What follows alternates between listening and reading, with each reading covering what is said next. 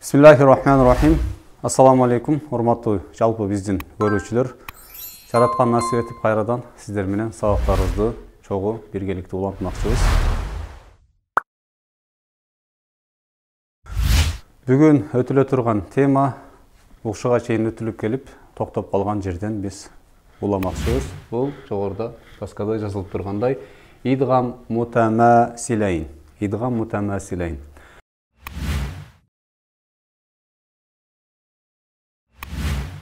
Erejесин дагы аныктамасын доскага жаздым.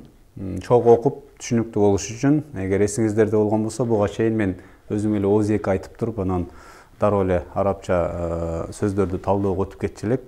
Бул сапар бир аз дагы жеңилирээк болуш максатында сөз менен жазып өттүк. Суроо болушу мүмкүн. Идгам мутамасилайн дегени эмне дегени? Десе, аныктама ушундай берип атат.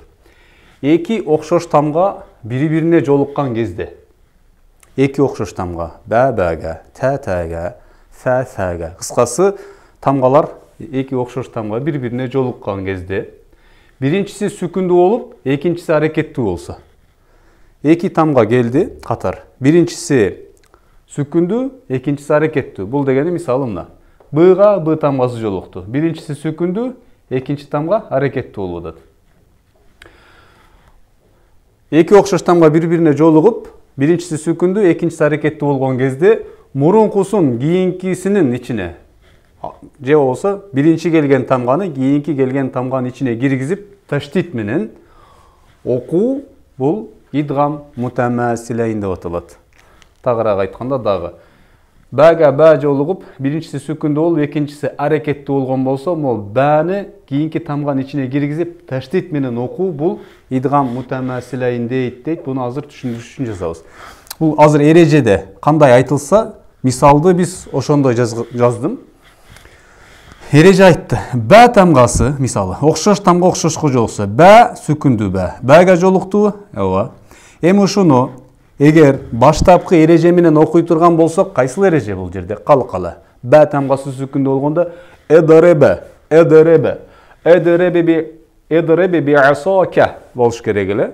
Бирок эки окшош тамга бири-бирине жолугуп калган кезде бул эреже тагыраагы жанагы биз жогоруда айткан калкала эрежеси жок болуп кетет дагы. Бул жерге таштит пайда болуп туруп, бул сүкүндү окубай койгондо Эдереб биасока, эдереб биасока. Даро экинчи тамгага өтүлүп кетет. Ошол сыяктуу. Валам яж'ал лаху. Сүкүндүү лам тамгасына жолукту. Эки окшош тамга бири-бирине жолуктуу эрежеде айткандай? Ооба. Биринчиси сүкүндүү болуп, экинчиси аракеттүү болсо деп атабы? Ооба. Демек, бул жерде дагы валам яж'ал лаху эмес.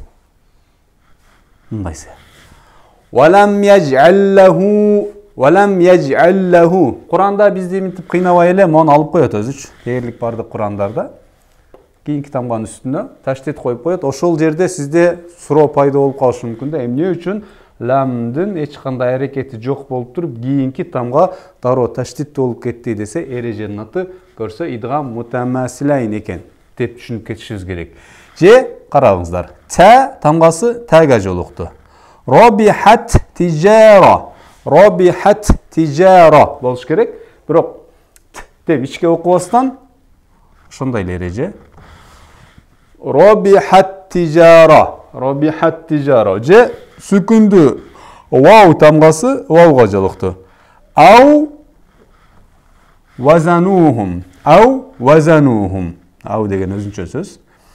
Вауга жолукканда мындай абал болуп калат. Сүкүнүн алып коет. Аувазанухум. Аувазанухум. Идгам мутамасилайн деп дагы бир жолу чогуу кайталайбыз. Эки окшош тамга бири-бирине жолугуп, биринчиси сүкүндүү болуп, кийинки келген тамга аракеттүү болсо, аракет мейли дамма фатха касра айырмасы жок болгон болсо, биринчи тамганы окубастан экинчи тамганын ичине киргизип, таштит менен окуу идгам мутамасилайни деп аталат экен. Мен ойлойм, бул эреже өзү кыска нуска эле түшүнүктүү болуш керек. Куранда мен жогоруда айтып өткөндөй дээрлик жеңилдик берип коет, мына сүкүнүн алып коет, кийинки тамгага таштит коюп коет.